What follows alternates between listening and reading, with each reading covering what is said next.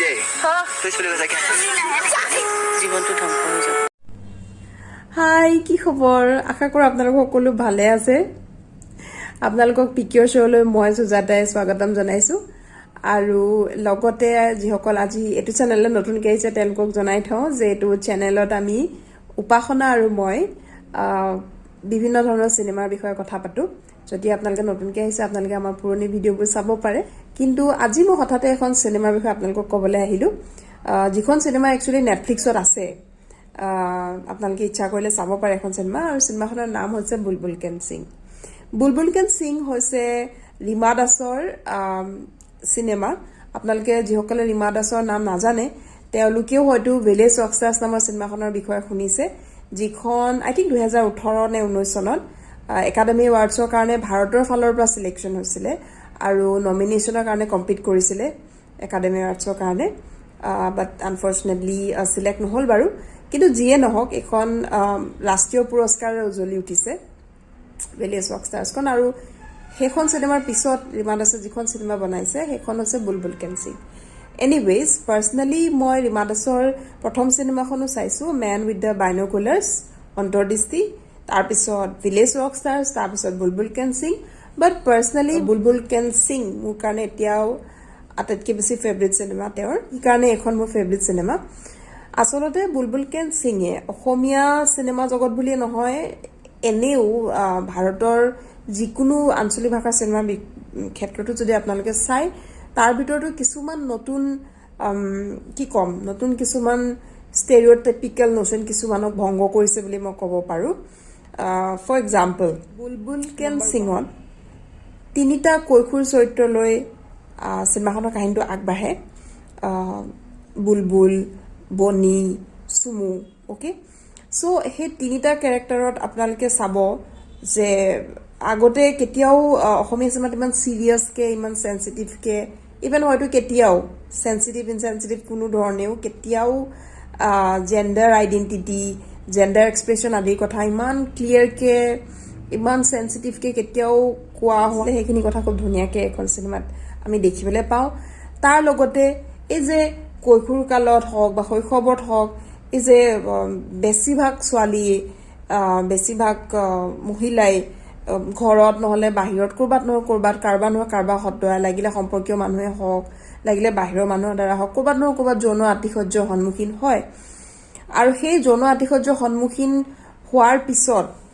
এই কিশোৰী গৰাকী বা ছোৱালী গৰাকী মনত কি ধৰণৰ মানে কি ধৰণৰ কথাবাৰ্তা চলি থাকে কি ধৰণৰ তেওঁলোকৰ মনত এক ধৰণৰ ফ্ৰাষ্ট্ৰেচন থাকে কাৰণ তেওঁলোকে সেই সেক্সুৱেল এবিউজাৰজনৰ কথা খুলাখুলিকে কাকো ক'ব নোৱাৰে কাৰো আগত অভিযোগ দিব নোৱাৰে because most of the time সেই সেক্সুৱেল এবিউজাৰ গৰাকী হয় সমাজৰ গৰাকী যথেষ্ট প্ৰতিষ্ঠিত ব্যক্তি হয় নহলে ঘৰখনৰ যথেষ্ট ওচৰৰ চিনাকি কোনোবা মানুহ হয় গতিকে তেওঁলোকে সেই যে গুজৰি থাকে সেই খংটো সেই ভয় সেই হতাশা সেই বস্তুবোৰ কৈশোৰ কালৰ এটা চৰিত্ৰৰ জৰিয়তে খুব ধুনীয়াকৈ এখন সিনেমাত দেখুওৱা হৈছে যেটো আগতে আমি কেতিয়াও দেখা নাছিলো আৰু মোৰ বোধেৰে এইবোৰ বস্তু ডিসকাস হোৱা হৈছে সিনেমাৰ জৰিয়তে আমি ইগনোৰ কৰি থাকিলে সমস্যাবোৰ কেতিয়াও সমাধান নহয় তাৰ পাছত আৰু এখন সিনেমাৰ বিষয়ে ভাল লাগিলে যেতিয়া চাইছিলো যে যেহেতু এতিয়া সময়ত খুব কমন এটা ফেনমেনা হৈছে মৰেল পলিচিং এজাক মানুহৰ খন্তেকীয়া ফুৰ্তিৰ কাৰণে কাৰোবাক বিশেষকৈ এগৰাকী মহিলাক সংস্কৃতিৰ নামত মৰেলিটিৰ নামত যেতিয়া মৰেল পুলিচসকলে টৰ্চাৰ কৰে তাৰ ফলত অজানিতেই বহুত কিছুমানৰ জীৱনত কি ধৰণৰ ধুমুহা আহে সেই কথাবোৰ কোনো ভাবি নাচায় আমি কেৱল বাতৰি হেডলাইন কেইটা চাওঁ কোনোবাই কাৰোবাক মাৰপিট কৰিলে কোনোবাই কাৰোবাক অসংযত অৱস্থাত ধৰা পেলালে বুলি আমি পাওঁ বা কিছুমান আজিকালি নিউজ পৰ্টেলত কিছুমান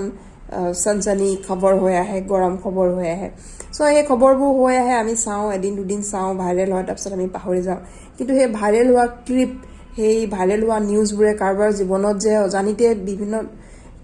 কিমান ধৰণৰ যে সমস্যাৰ সৃষ্টি কৰিব পাৰে সেই সম্পৰ্কে আমিতো কেতিয়াও ভাবি নাচাওঁ সো সেই কথাখিনি এখন সিনেমা খুব ধুনীয়াকৈ দেখুওৱা হৈছে সো সেইটো কাৰণে খুব ভাল লাগিলে আৰু ভিলেজ ৰকষ্টাৰ্ছৰ এজনী ছোৱালী আছিলে আপোনালোকৰ যদি মনত আছে সৰু ছোৱালীজনীয়ে নিজাকে এটা ৰক বেণ্ড খুলিব বিচাৰিছিলে চ' সেই ছোৱালীজনীৰ যিটো সপোন সেই সপোনটো হয়তো এখন চিনেমাটো অকণমান এটা যোগসূত্ৰ এটা আহিছে এটা ছাবপ্লটৰ জৰিয়তে এজন দেউতাকে এগৰাকী ছোৱালীক নিজৰ ছোৱালীজনীক এগৰাকী বিখ্যাত ফ'ক আৰ্টিষ্ট হিচাপে চাব বিচাৰে ভৱিষ্যতে জনপ্ৰিয় হোৱাটো বিচাৰে এগৰাকী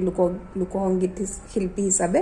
চ' সেইটো এটা থ্ৰেড যিটো ভিলেজ ৰকষ্টাৰ্ছৰ ভাল লগাখিনি আকৌ আমি বুলবুল সিঙত অলপমান এটা যোগসূত্ৰ হিচাপে আমি দেখিবলৈ পাওঁ চ'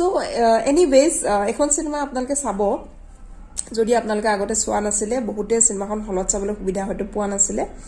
অডিঅ'টো অকণমান কম অডিঅ'ৰ কোৱালিটিটো অলপমান কম যেন লাগে এখন চিনেমাত তথাপি আপোনালোকে চাই চাব যিহেতু আমি অসমীয়া সকলোৱে বুজিয়ে পাওঁ ছাবটাইটেলো আছে বেলেগ ভাষাৰ মানুহৰ কাৰণে একবাৰ চাই চাব আৰু চাই কেনেকুৱা লাগিলে আমাকো জনাব